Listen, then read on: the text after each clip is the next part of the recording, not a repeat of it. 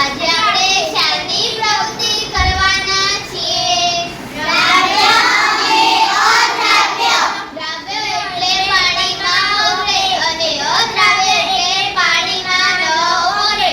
પ્રવૃત્તિ કરવા માટે પદાર્થો લીધેલા છે: ખાંડ, ચોકનો પાવડર, મીઠું, રેતી અને લાકડાનો વહેર. આપણે કસરણીમાં પાણી લઈશું. કસરણીમાં થોડું પાણી લીધું છે. આપણે હવે તેમાં ખાંડ નાખીશું. પછી એને હલાવીશું.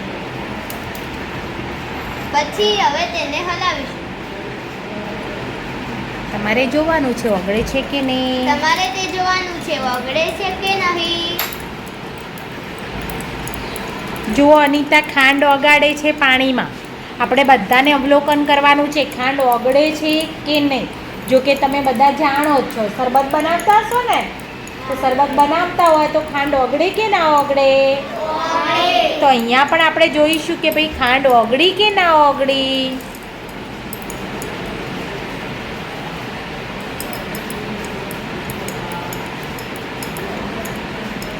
ચાલો બધાને દેખાય છે? ઊંચી કરો કસનળી. બધાને દેખાય છે? બોલો ખાંડ ઓગળી. ના ઓગળી. ઓગળી. તો આપણે ખાંડને શું કહીશું? દ્રાવ્ય. ઓકે, ચલો હવે બીજો પદાર્થ, બીજી કસનળી લો.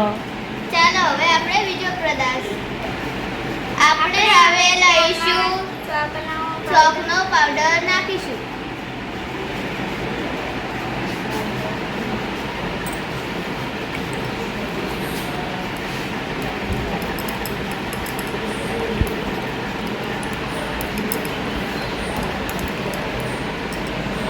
હવે ઊંચી કરીને બતાવો. શું ફેરફાર થયો? બોલો ચોકનો ભૂક્કો અંદર ઓગળે છે તો શું થઈ ગયું છે? તળિયે બેસી ગયો છે. દેખાય છે બધાનો? જો આ બધો તળિયે નીચે બેસી ગયો છે, અંદર ઓગળેલો નથી. એવો ને એવો દેખાય છે આપણને. એ તો ના ઓગળ્યો હોય તો શું કહીએ આપણે? અદ્રાવ્ય. તો ચોકનો ભૂક્કો શું કહેવાય? અદ્રાવ્ય. તો ચાલો આપણે હવે બીજો પદાર્થ લઈએ. થોડું જ ભરવાનું. ચલો હવે કયો પદાર્થ બોલો? હવે આપણે મીઠું લઈશું.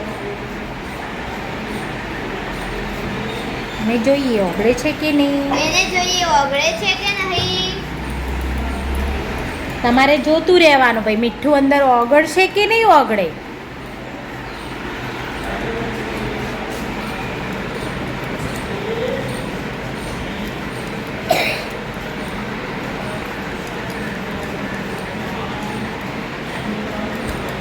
ચલો બતાવો બધાને ઊંચું કરીને હવે.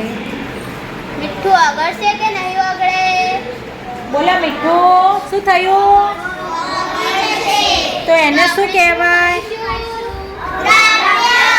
જે ઓગળે એનો કયું દ્રવ્ય છે? જે ઓગળે એને શું કહેવાય? દ્રવ્ય. ઓકે. હવે આપણે લઈશું રેતી. જોજો હો ભાઈ રેતી અંદર ઓગળે છે કે નહીં.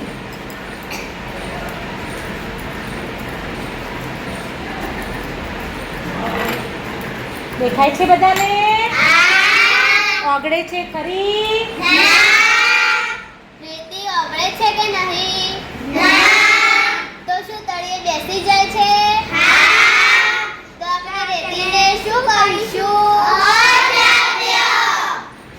હવે આપણે લઈશું લાકડાનો વહેર.